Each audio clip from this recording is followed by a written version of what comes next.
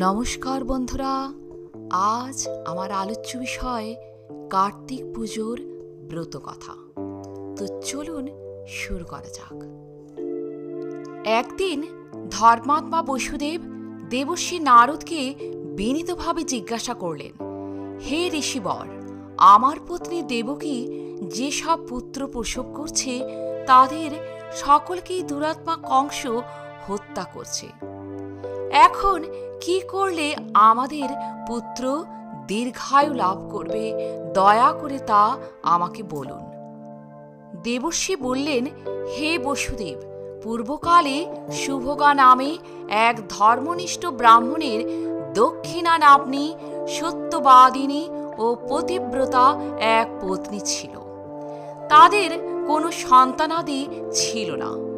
এই দুঃখে একদিন শুভগা গৃহত্যাগ করে গভীর বনে যাত্রা করলে তার স্ত্রী দক্ষিণাও তাকে অনুসরণ করল। ব্রাহ্মণ পত্নী সহ সেই বনে ঘুরতে ঘুরতে এক সরোবর তীরে উপস্থিত হয়ে দেখল কয়েকজন নারী সেই স্থানে সমবেত হয়ে ধানের অঙ্কুর দ্বারা শোভিত স্থানে অষ্টদল পদ্ম রচনা করে তার মধ্যে কার্তিকের মূর্তি স্থাপন করে ব্রত করছে। দক্ষিণা তাদের কাছে জিজ্ঞাসা করে জানতে পারল তারা কার্তিকেও ব্রত করছে। তখন সেই নারীদের কাছে দক্ষিণা জানতে চাইল যে এই ব্রত করলে কি ফল হয়। তারা বলল, নারীরা পুত্র কামনা করে কার্তিক মাসের বৃশ্চিক রাশিস্থিত সংক্রান্তির দিনে এই ব্রত করবে। ধানের অঙ্কুরে শোভিত স্থানে অষ্টদল পদ্ম রচনা করে তার মধ্যে সামর্থ্য অনুযায়ী সোনার, রূপোর, তামার বা মাটির কার্তিকীয় মূর্তি স্থাপন করে মূর্তির সামনে ঘট স্থাপন করবে।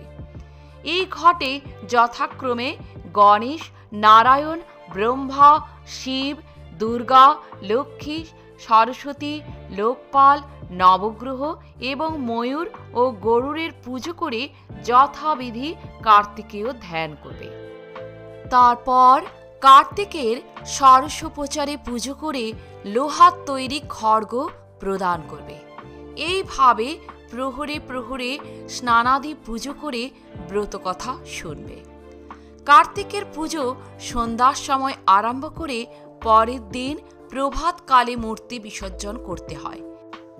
এইভাবে 4 বছর পুজো করার পর উদযাপন করতে হয়।